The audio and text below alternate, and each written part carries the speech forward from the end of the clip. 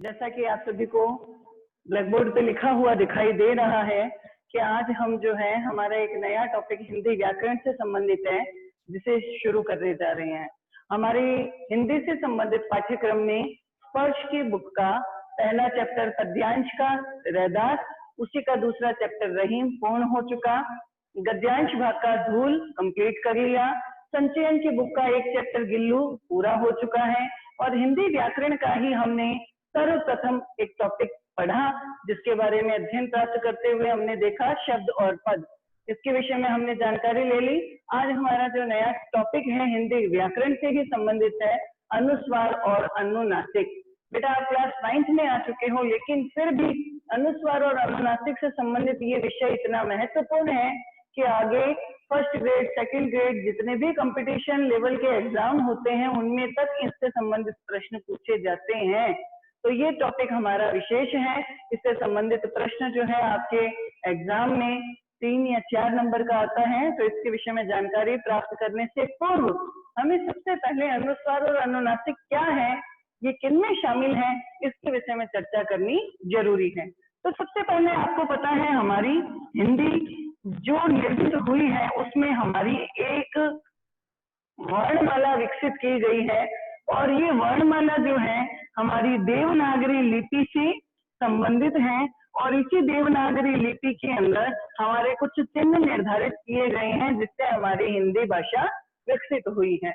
इसी देवनागरी लिपि में जो वर्णमाला है उसके चिन्हों में सबसे पहले आते हैं अ, आ, इ, ई, उ, री, ए, आई, ओ, औ। यहाँ तक ये जो संख्या में 11 है ये कहलाते हैं हमारे स्वर। अब इसी के आगे जब हम उच्चारण करते हैं तो एक लयबद्ध तरीके से फिर आगे हम बोलते हैं अम से अंगूर और अह घर खाली। ये जो है इनको स्वरों में शामिल नहीं किया गया है, बल्कि इनको संज्ञा दी गई है अयोग वाह की। इन्हें क्या कहा गया? अयोग वाह। अब बेटा प्रश्न यहाँ पर पहला अति महत्वपूर्ण है कि अति महत्वपूर्ण प्रश्न के तौर पे पूछा जाए अयोग वाह किसे कहा जाता है एवं क्यों। तो इस प्रश्न का उत्तर प्राप्त करने के लिए सबसे पहले हमें पूरी वर्णमाला का ज्ञान प्राप्त करना जरूरी है। अब यहाँ पर शुरू होता है हमारा क वर्ग, फिर आता है च वर्ग, फिर आता है ट वर्ग, इसके अगले में आता है प वर्ग और लास्ट में आता है प वर्ग यहाँ पे। तो हम इसको कैसे लिखते हैं? इसमें 5 वर्ण होते हैं क, ख, ग, घ, न, च, छ, ज, झ, ञ, ट, ठ, ड, ढ, अण, त, थ, द, ध, न, प, फ, ब, भ, म। बेटा आप लोग अपने इस सारी वर्णमाला के विषय में जानकारी छोटी क्लासेस से ही प्राप्त करते रहे हैं, लेकिन कक्षा 9 में इसी से संबंधित एक अयोगवाह का टॉपिक जो अनुस्वार और अनुनासिक के तौर पे हमारे पाठ्यक्रम में शामिल किया गया है, इसकी जानकारी हमें तभी होगी जब इसका हम एक सामान्य परिचय प्राप्त कर लेंगे। अब बेटा ये 1, 2, 3, 4, 5 और 5 यानी 25 वर्ण, ये 25 वर्णों में ये जो कहलाते हैं ये कहलाते हैं पंचमाक्षर। पंचमाक्षर, पंचमाक्षर क्यों कहा गया? क्योंकि ये प्रत्येक वर्ग में 5वें नंबर पर आए हैं। 1, 2, 3, 4, 5 प्रत्येक वर्ग में 5वें नंबर पर जो वर्ण प्रयुक्त किए गए हैं इन्हें पंचमाक्षर कहा जाता है। और इस पंचमाक्षर को हम जो है जब शब्द के रूप में या भाषा में प्रयुक्त करते हैं तो इसके स्थान पर हम एक शिरोरेखा के ऊपर एक बिंदु के रूप में भी प्रयुक्त कर सकते हैं। कैसे, इसके बारे में आपको उदाहरण के द्वारा मैं थोड़ा इसे समझाऊंगी। अब ये जहाँ वर्ग खत्म होता है यहाँ अगला आता है य, र, ल, व। इनकी जो संख्या 25 दी गई है ये कहलाते हैं हमारे स्पर्श व्यंजन, ये कहलाते हैं स्पर्श व्यंजन। और अगले 4 जो है संख्या में 4 है, ये कहलाते हैं अंतस्थ व्यंजन, अंतस्थ व्यंजन। और अंत में व्यंजन की एक और श्रृंखला है जो कहलाती है श, श, स, ह, ये कहलाएंगे हमारी, ये भी संख्या में 4 है, इनको हम कहते हैं ऊष्म व्यंजन। और ऊष्म व्यंजन के अंत में जो है 4 वर्ण और प्रयुक्त होते हैं, श, त्र और ज्ञ।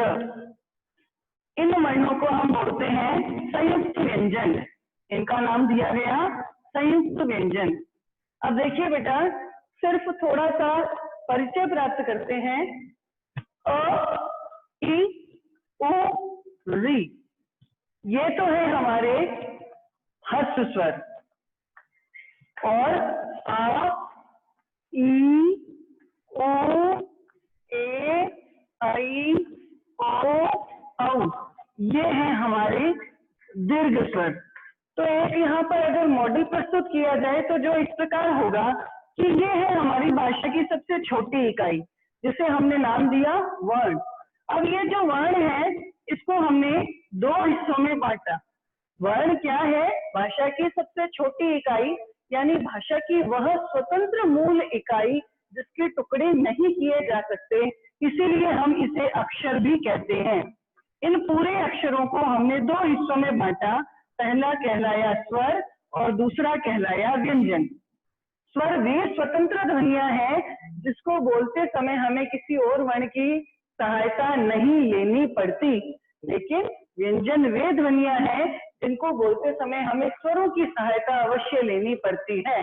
मैंने उच्चारित किया अ एक स्वतंत्र ध्वनि है, लेकिन जब मैं बोलूं क, तो क के साथ क तो बोला जा रहा है, पीछे स्वर और आ रहा है और क, तो ये क्या है? व्यंजन है जिसका उच्चारण स्वतंत्र रूप से नहीं किया जा सकता, बल्कि इसका उच्चारण करने के लिए हमें स्वरों की सहायता अवश्य लेनी पड़ती है। अब यहाँ पर स्वरों को भी अलग अलग हिस्सों में बांटा गया। मूल रूप से स्वर 11 है, इनको 2 अलग हिस्सों में बांटा, एक ह्रस्व स्वर और दूसरा दीर्घ स्वर। ह्रस्व स्वर की संख्या है 4, अ, इ, उ, ऋ, ये 4 आ गए ह्रस्व स्वर। और दीर्घ स्वर की संख्या है 7, ये है आ, ई, उ, ए, ऐ, ओ, औ, ये 7 और 4 मिला करके कुल हमारे स्वर बनते हैं यहाँ पे 11। स्वर क्या है? स्वतंत्र ध्वनियां हैं जिनको बोलते समय हमें किसी अन्य वर्ण की सहायता नहीं लेनी पड़ती। इन स्वरों को हमने 2 हिस्सों में बांटा, एक ह्रस्व स्वर और दूसरा दीर्घ स्वर। इनके बोलने में लगने वाले समय, उच्चारण में लगने वाले समय के आधार पर इनकी परिभाषा है कि ह्रस्व स्वर वे ध्वनियां जिनको बोलने में बहुत कम समय लगता है, अ, इ, ओ, ऋ। और दीर्घ स्वर वे ध्वनियां जिनको बोलते समय ह्रस्व स्वर से थोड़ा अधिक समय लगता है, आ, ई, उ, ए, ऐ, ओ, औ। तो ये आ जाता है यहाँ ह्रस्व और दीर्घ का विभाजन। अब यहाँ पर इनकी संख्या भी हमने दे दी, ह्रस्व स्वर 4 है और दीर्घ स्वर 7 है। बात आती है जो व्यंजन की। व्यंजन की परिभाषा हमने देखी कि वे ध्वनियां जिनको बोलते समय हमें स्वरों की सहायता लेनी पड़ती है, इनको हमने 3 हिस्सों में विभाजित किया है। हिंदी व्याकरण में इन्हें 3 हिस्सों में बांटा गया। सबसे पहला आता है स्पर्श व्यंजन। स्पर्श, स्पर्श यानी छूना, स्पर्श यानी छूना। तो स्पर्श किसे कहा गया है? ध्यान दीजिए, क से लेके म तक के जो वर्ण हैं, क, ख, ग, घ, च, छ, ज, झ, ञ, ट, ठ, ड, ढ, ण, ट, थ, द, ध, न, प, फ, ब, भ, म।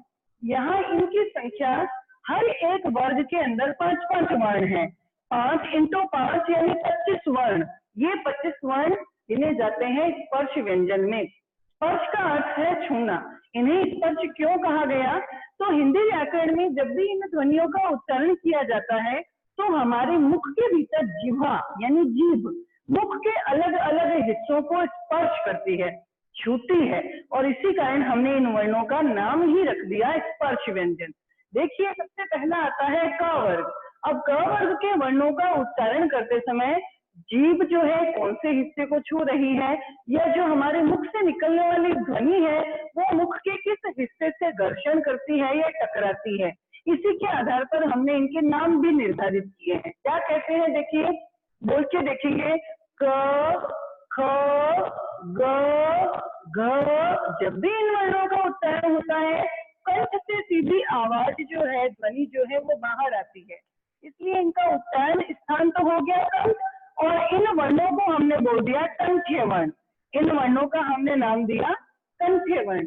अब बात आती है च वर्ण की। च वर्ण का उच्चारण करके देखते हैं। च, ध्यान दीजिएगा बेटा, च, छ, ज, झ, ञ। जब भी आपने इन वर्णों का उच्चारण किया, आपकी जो जिह्वा है वो मुख के भीतर जो ऊपरी दंत की पंक्ति है उसके आगे के हिस्से में यानी तलवे में स्पर्श करती है।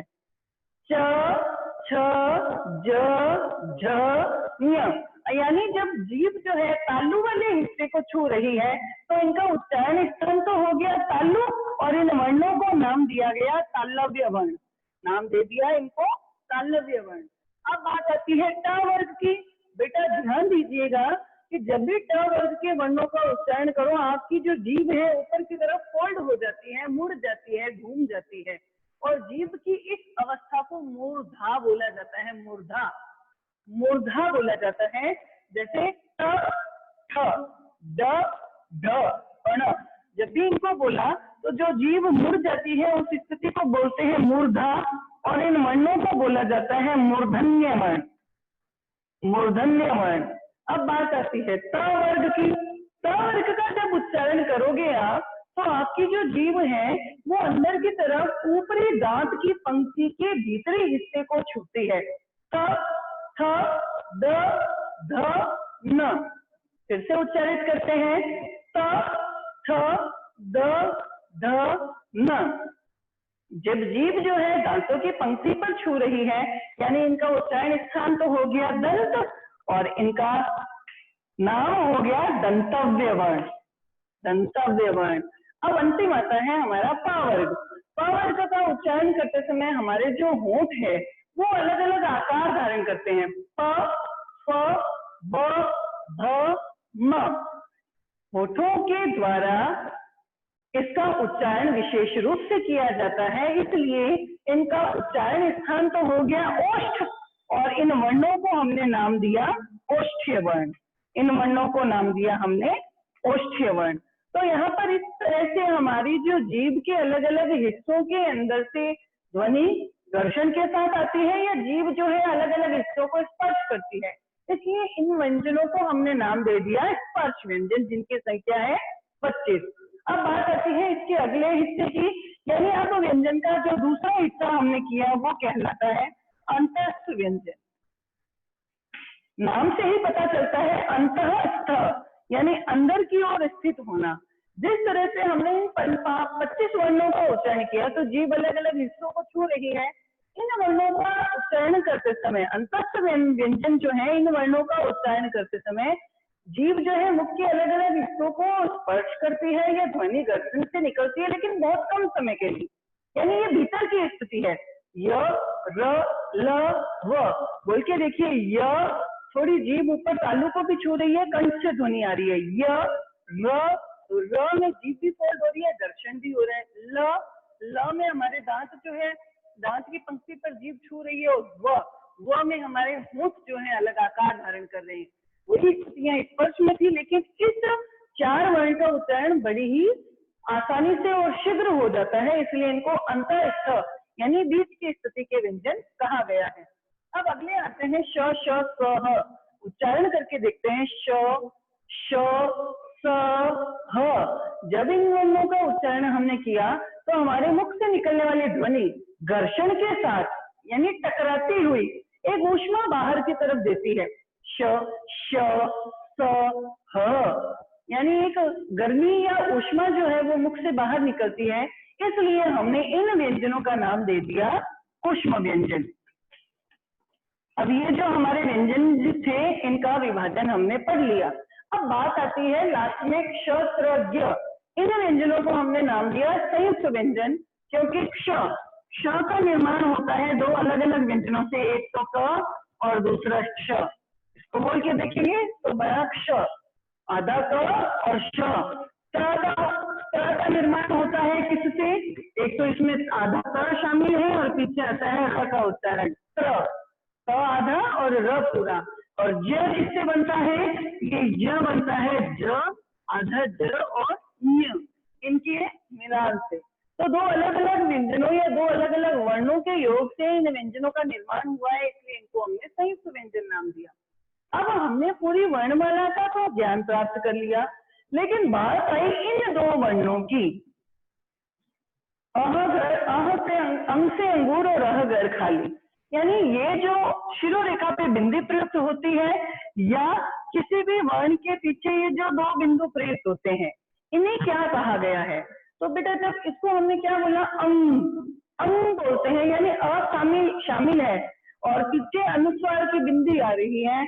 अब ये बिंदी जो है न के रूप में, म के रूप में, अण के रूप में, अंग के रूप में कैसे भी आ सकता है।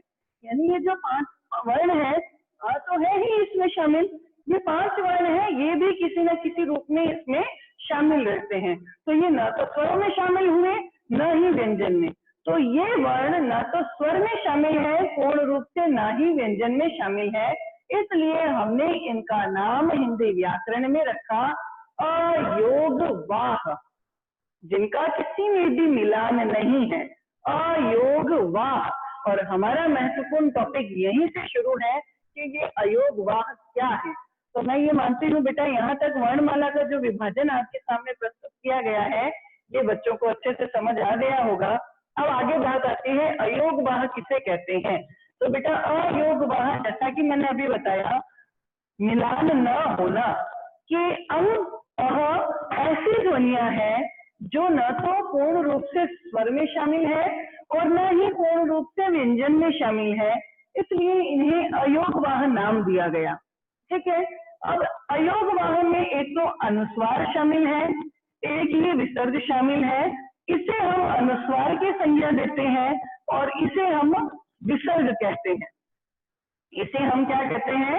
विसर्ग कहते हैं। विसर्ग मूल रूप से संस्कृत भाषा में अधिक प्रयुक्त होता है, हिंदी में बहुत कम शब्दों पर इसका प्रयोग किया जाता है, लेकिन जब भी किया जाता है तो उच्चारण करते समय यह ह की ध्वनि देता है। जैसे हमने बोला यहाँ पर प्रातः, जैसे मैंने यहाँ लिखा अतः, तो ये क्या है? ह की ध्वनि देता है, इसलिए हमने इसे जो है अयोगवाह में शामिल किया है। वैसे तो स्वरों के साथ आता है, आ इ ई उ ऊ री ए आई ओ औ अंग और अह, होता तो स्वर के पंक्ति में है, लेकिन ये पूर्ण रूप से न तो स्वर में शामिल है और न ही व्यंजन में शामिल है, इसलिए इनको हमने अयोगवाह नाम दिया। और अयोगवाह में अनुस्वार और विसर्ग दोनों है। अनुस्वार वे ध्वनियां हैं जिनका उच्चारण करते समय ध्वनि जो है मुख से बाहर निकलती है। जैसे मैंने यहाँ पर लिखा एक शब्द, ध्यान दीजिए, इसको क्या पढ़ोगे आप? हंस, हंस। अब जो मुख से निकलने वाली ध्वनि है, जब इसका उच्चारण करते हैं तो मुख से निकलने वाली ध्वनि सीधे मुख मार्ग से बाहर की ओर आती है, हंस, और न का उच्चारण साथ में देती है, हंस। मैंने यहाँ पे लिखा पतंग। जब भी इसका शिरोरेखा पे प्रयोग हो रहा है तो जिस वर्ण पर यह प्रयुक्त होता है इसके पश्चात इसका उच्चारण किया जाता है। बोल के देखिए, जिस वर्ण पे हो रहा है इसका प्रयोग, यानी इसका प्रयोग है ह पे, ह के बाद हमने अनुस्वार का नाम लिया हंस, यानी जिस वर्ण पे अनुस्वार प्रयुक्त है इस अनुस्वार का उच्चारण उस वर्ण के पश्चात किया जाता है। हमने बोला हंस, यहाँ पे देखो पतंग, पतंग, इसका उच्चारण इसके बाद किया जाए। जैसे मैंने यहाँ पे लिखा अ के ऊपर अंग की मात्रा या अनुस्वार है, तो हमने क्या बोला? अर्थ थोड़ी बोला इसको, अंत। अ पहले, फिर अनुस्वार और उसके बाद स, यानी जिस शिरोरेखा के वर्ण के ऊपर अनुस्वार का प्रयोग है तो अनुस्वार से निकलने वाली ध्वनि का उच्चारण उस वर्ण के पश्चात किया जाता है, अंत। तो अब यहाँ पर हमारे पास सबसे पहले बात आती है अनुस्वार की।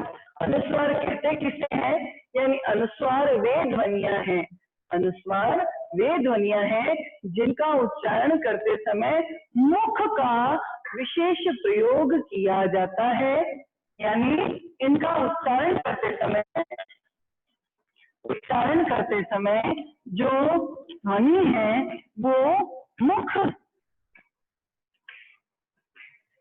के मार्ग से उच्चारित होती है, मुख मार्ग से उच्चारित होती है और शिरोरेखा के ऊपर इसे एक बिंदु के रूप में लिखा जाता है, ये इसका चिन्ह है।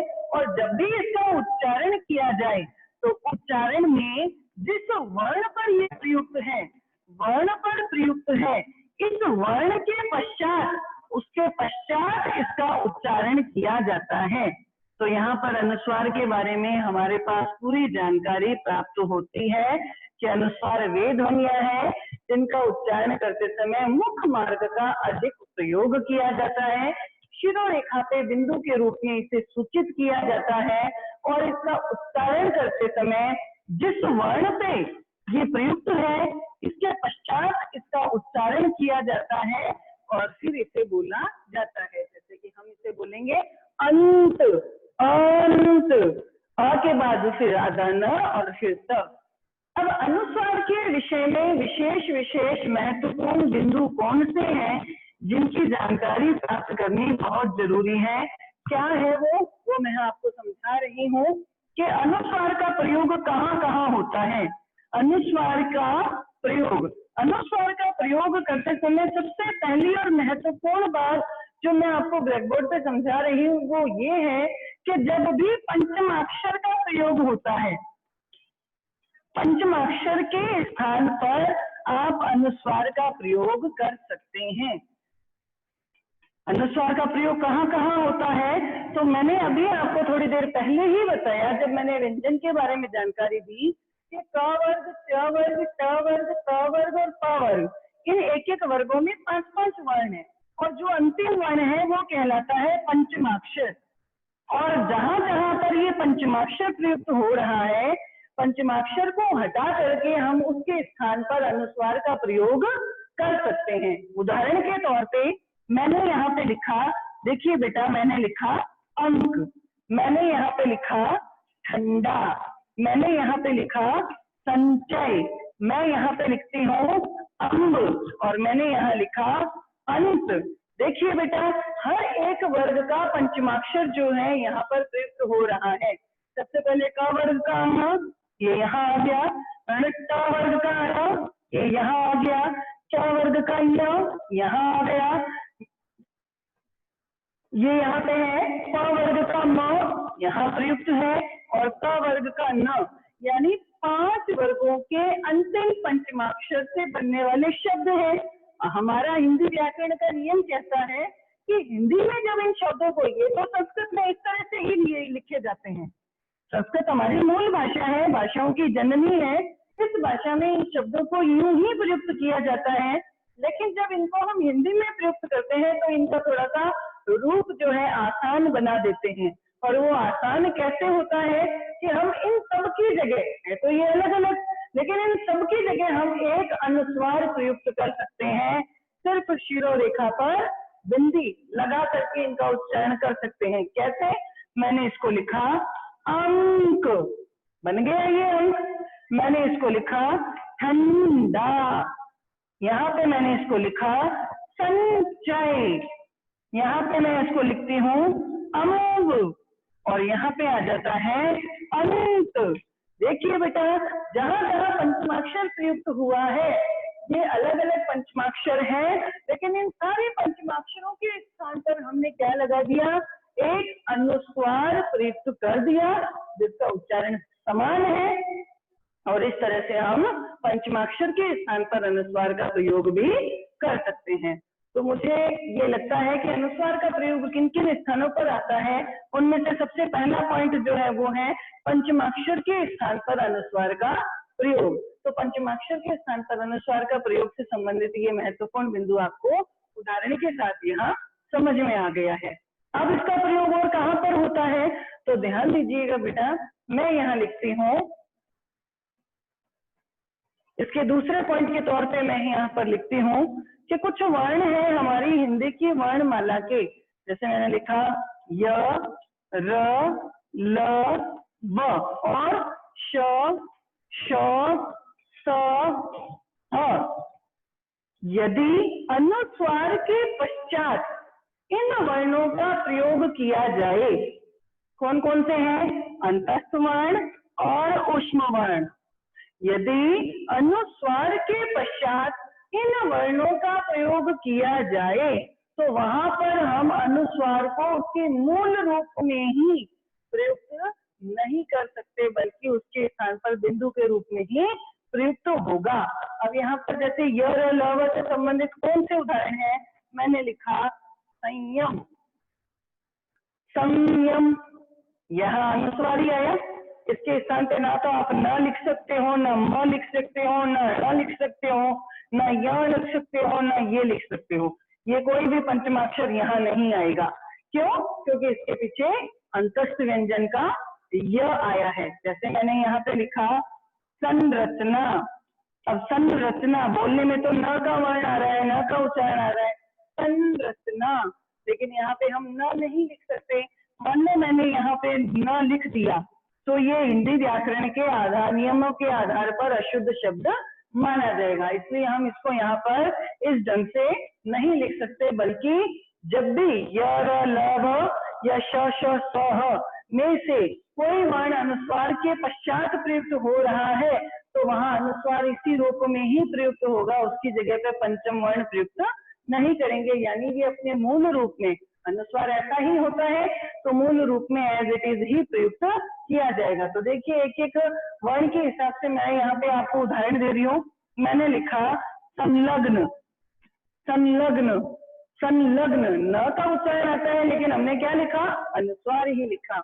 मैं यहाँ पे लिखती हूँ संवाद, व के बाद भी अगर आप व के पहले अनुस्वार आ रहा है और अनुस्वार के बिल्कुल बाद अंतस्थ वर्ण का, अंतस्थ व्यंजन का व आ रहा है तो वहां पर भी अनुस्वार एज इट इज ही प्रयुक्त होगा। मैं यहाँ पे लिखती हूँ संशय, ये जो शलगम वाला श है इसके साथ अगर यहाँ पर इस तरह से लिखा जाए तो भी अनुस्वार के रूप में ही ये प्रयुक्त होगा। मैं यहाँ पे लिखती हूँ संसार, और मैंने उदाहरण दिया संहार। तो ये कुछ ऐसी ध्वनियां या ऐसे वर्ण हैं जिनके साथ अगर अनुस्वार का प्रयोग किया जाता है तो अनुस्वार अपने मूल रूप में इसी तरह से प्रयुक्त होगा, उसके स्थान पर आप किसी भी तरह का पंचम वर्ण प्रयुक्त नहीं कर सकते। तो मैं ये मानती हूँ बेटा आज के लिए इतनी जानकारी आपके लिए पर्याप्त होगी। मैंने आपको अपने मूल टॉपिक के विषय से आपको अवगत करवाया कि हमारे पाठ्यक्रम में शब्द और पद के पश्चात एक नया टॉपिक है, वो है अनुस्वार और अनुनासिक। तो अनुस्वार क्या है, अनुनासिक क्या है, इन दोनों में अंतर क्या है, अनुस्वार का प्रयोग कहाँ कहाँ होता है और किन परिस्थितियों में अनुस्वार का प्रयोग नहीं कर सकते। थोड़ा सा समय आपका और लेना चाहूंगी कि हमने 2 पॉइंट लिखे, एक तो पंचमाक्षर के स्थान पर अनुस्वार प्रयुक्त होता है और एक ये जो ध्वनियां है अंतस्थ व्यंजन और ऊष्म व्यंजन, ये अगर अनुस्वार के पश्चात प्रयुक्त हो रही है तो अनुस्वार अपने मूल रूप में ही आएगा, वहां पर आप पंचम वर्ण का प्रयोग नहीं कर सकते। और तीसरा यहाँ पे मैंने पॉइंट या उदाहरण आपको दिया कि जब भी हम स्वर की मात्राएं शिरोरेखा के ऊपर वाली मात्रा, जैसे छोटी ई की मात्रा ऐसे लिखी जाती है, बड़ी ई की मात्रा ऐसे लिखी जाती है, और ए की मात्रा एक मात्रा होती है, आई की मात्रा 2 मात्राएं होती है, ओ की मात्रा एक सिंगल इस रूप में आती है और औ की मात्रा इस ढंग से प्रयुक्त होती है। जब भी शिरोरेखा के ऊपर इन मात्राओं का प्रयोग होता है किसी भी वर्ण के साथ, तो वहां व्याकरण के नियमानुसार लगता तो चंद्र बिंदु है, व्याकरण के नियमानुसार लगता तो चंद्र बिंदु है, लेकिन उच्चारण की सुविधा और लेखन की सुविधा को ध्यान में रखते हुए हम इस चंद्र को हटा करके इसके स्थान पर अनुस्वार का प्रयोग करते हैं। जैसे मैंने यहाँ पे लिखा में, अब बहुवचन के रूप में जब मैं प्रयुक्त होता है तो इसमें हमने क्या लगाया, अनुस्वार। मैंने लिखा मैं कक्षा 9 का छात्र हूं, तो इसके साथ भी क्या लगेगा, अनुस्वार। आपने अपना कार्य नहीं किया, ई की मात्रा, तो इसके आगे भी क्या लगा, अनुस्वार, है ना। तो इस तरह से ये जो कई ऐसी शिरोरेखा के ऊपर प्रयुक्त की गई मात्राएं हैं जिनके साथ भी यहाँ पर अनुस्वार का प्रयोग किया जाता है। व्याकरण के नियमानुसार तो अनुनासिक प्रयुक्त होना चाहिए, लेकिन अनुस्वार प्रयुक्त होता है। तो 3 महत्वपूर्ण बिंदु अनुस्वार से संबंधित हमारे सम्मुख उपस्थित होते हैं। अनुस्वार जो है पंचमाक्षर के स्थान पर प्रयुक्त होता है। अनुस्वार के पश्चात यदि य र ल व श श श यानी अंतस्थ या ऊष्म व्यंजन आते हैं तो वहां अनुस्वार अपने मूल रूप में ही आता है। या शिरोरेखा के ऊपर अगर स्वरों की मात्राएं लगती हैं तो उन स्वरों की मात्राओं में बहुवचन बनाते समय वहां पर अनुस्वार प्रयुक्त होता है। तो ये जो अनुस्वार है क्या, कि इसका उच्चारण करते समय जो ध्वनि है वो सिर्फ मुख के मार्ग से ही बाहर निकलती है, यानी मुख का अधिक प्रयोग किया जाता है। शिरोरेखा के ऊपर बिंदु के रूप में इसे सूचित किया जाता है और इसका उच्चारण करते समय जिस वर्ण पर ये प्रयुक्त हो रहा है इसके पश्चात इसका उच्चारण किया जाता है। तो बेटा यहाँ तक का कार्य मैं समझती हूँ आप लोगों को समझ आया होगा। कल हमारी क्लास नहीं है क्योंकि कल गुरुवार है। गुरुवार के समय आपको सिर्फ लेखन का कार्य करने का जो अवसर दिया गया है उसके लिए आपके पास थोड़ा समय है। जो कार्य आपको पीडीएफ के रूप में मिला हुआ है उसको तुरंत पूरा करके हमारे नंबर तक भेजने की कोशिश करें। बाकी की जानकारी अगली कक्षा में। धन्यवाद। घर पर रहें, सुरक्षित रहें और इस तरह से ऑनलाइन क्लासेस का लाभ उठाते रहें। धन्यवाद।